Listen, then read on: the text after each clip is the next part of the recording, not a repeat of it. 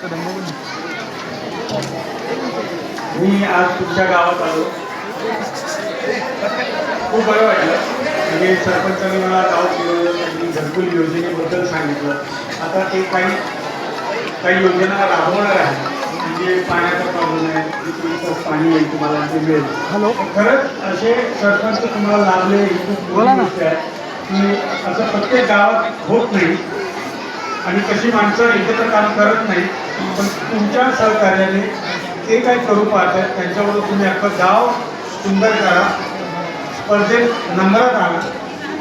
कारण मी आता वंजारवाडीला गेलो होतो, तिथे खूप छान त्यांनी डेव्हलपमेंट केली आहे.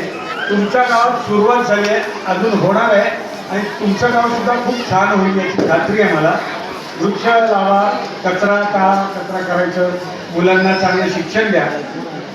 शिक्षणावरून मला आठवलं, मी शाळेत होतो तेव्हा खूप हुशार होतो. खूप हुशार म्हणजे कसा हुशार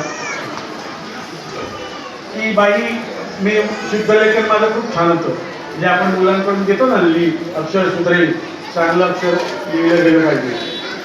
तर माझं एवढं चांगलं होतं की मी बाईंकडे दाखवल्या बाई म्हणाले, हे 100 वेळा लिहून आले. कोंबडीचे पाय असं काढायचं मी. आणि मला एवढे खूप काळजी होती शाळेला माझा खूप आदर करायची शाळा.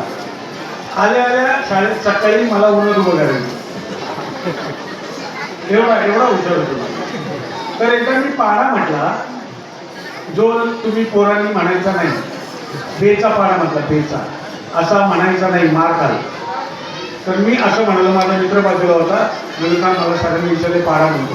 तर मी असं म्हणालो, बे एके बे, बे दुने अह, बे त्री अह, बे चोक अह, बे पाची अह, बे सत बे सती बे अटी बे न. तो बोलला, हरकत काय बोलतोस? मी त्याला म्हटलं, बेग आहे तुझ्या आईचा भाऊ.